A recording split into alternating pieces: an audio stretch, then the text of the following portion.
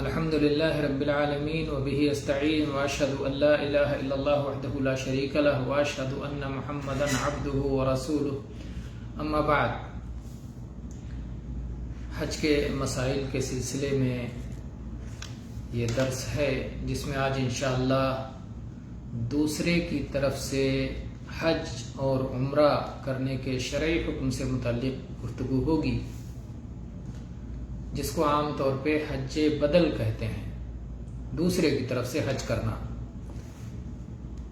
اگر ایک مسلمان اپنی طرف سے حج کر چکا ہے تو اس کے لیے جائز ہے کہ دوسرے کی طرف سے حج کرے.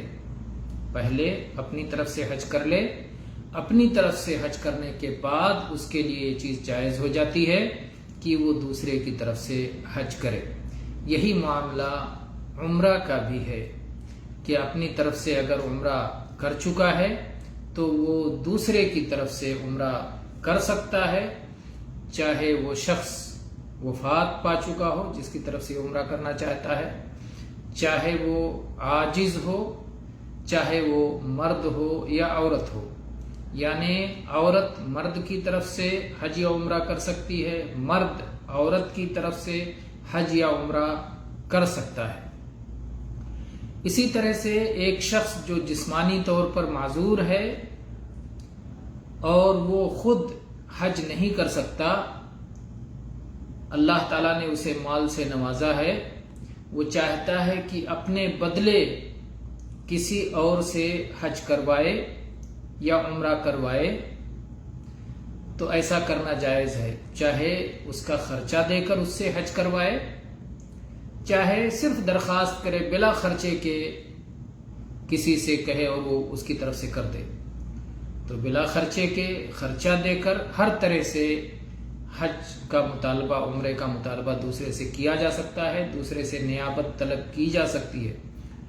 اور جب کسی نے کسی کو حج یا عمرہ کے لیے بھیجا ہو، وہ جسمانی طور پر معذور ہے اور دوسرے کو خرچہ دے کے اپنی طرف سے حج یا عمرہ کرا رہا ہے، ایسی صورت پر جب یہ شخص حج یا عمرہ کر رہا ہے، جتنے دیر تک احرام کی حالت میں ہے، جس شخص کی طرف سے حج یا عمرہ کر رہا ہے اس پر محظورات احرام کی پابندی نہیں ہوگی. یعنی ہو سکتا ہے کوئی سمجھے کہ یہ شخص کے بدلے میں دوسرا حج عمرہ کر رہا ہے، تو جس وقت اس نے احرام باندھا اور احرام کی پابندی وہ شخص کر رہا ہے جس نے وکیل بنایا ہے، جس نے اپنی طرف سے حج یا عمرہ کے لیے خرچہ دیا ہے یا درخواست کی ہے، وہ بھی محظورات احرام کی پابندی کرے، وہ بھی احرام کی ممنوعہ چیزوں سے بچے، تو ایسا نہیں ہے، بلکہ اس کے اوپر کوئی پابندی نہیں ہوگی. اسی طرح سے اگر کوئی شخص دوسرے کی طرف سے حج کر رہا ہے، چاہے بڑھاپے کی وجہ سے یا ایسی بیماری میں مبتلا ہے جس سے شفا کی امید نہیں ہے، یا وفات پائے ہوئے شخص کی طرف سے حج کر رہا ہے، تو جو شخص کسی کے بدلے میں حج کر رہا ہے اسے جس میقات سے آسانی ہو اور سہولت ہو اس میقات سے احرام باندھ سکتا ہے. یہ لازم نہیں ہے کہ اگر آپ کسی کی طرف سے حج کرنے جا رہے ہیں تو اس شخص کے ملک سے آپ اپنا سفر شروع کریں اور پھر حج کے لیے آئیں، وہی راستہ آپ طے کریں جس کی طرف سے آپ حج کر رہے ہیں. ایسا لازم نہیں ہے، بلکہ جس میقات سے اسے سہولت ہو، جس میقات سے وہ احرام باندھنا چاہے، وہ احرام باندھ کے دوسرے کی طرف سے حج عمرہ کر سکتا ہے. بہت سارے لوگ یہ سوال کرتے ہیں کہ ایک مرد کسی عورت کی طرف سے عمرہ کر رہا ہے یا حج کر رہا ہے، تو عورت کو چونکہ بال نہیں کاٹنا ہوتا ہے، تھوڑا سا ایک انگلی کے برابر کاٹنا ہوتا ہے، تو کیا یہ مرد بھی وہی کرے گا؟ یا ایک عورت کسی مرد کی طرف سے عمرہ یا حج کر رہی ہے تو مرد کو سر کے بال اتار دینے میں زیادہ ثواب ہے، تو کیا عورت بھی سر کے بال اتار دے گی؟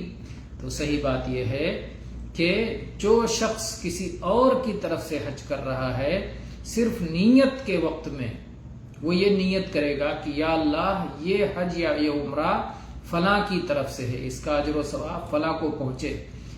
باقی وہ حج اور عمرہ اسی طرح کرے گا جس طرح وہ خود اپنا حج یا عمرہ کرتا ہے. کوئی فرق نہیں ہوگا.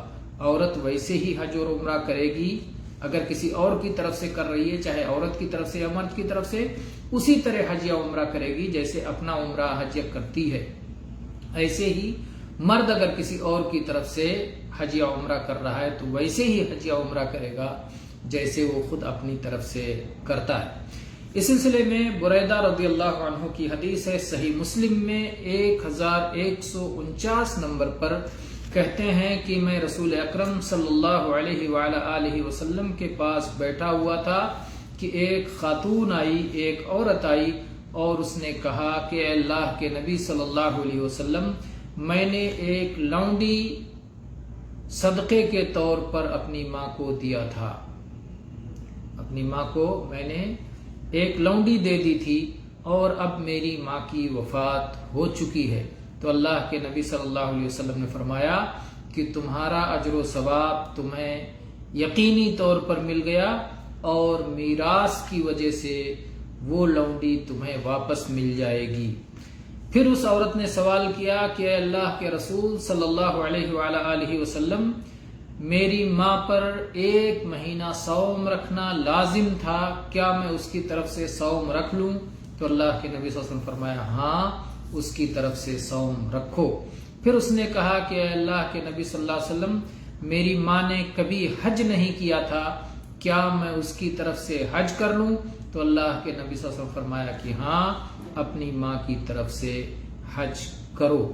تو یہ حج بدل کی دلیل ہے، دوسرے کی طرف سے حج کرنے کی دلیل ہے. اور حج یہ بڑا عمل ہے اور عمرہ اسی کا چھوٹا عمل ہے. عمرہ کو حج اصغر کہتے ہیں اور حج کو حج اکبر کہتے ہیں.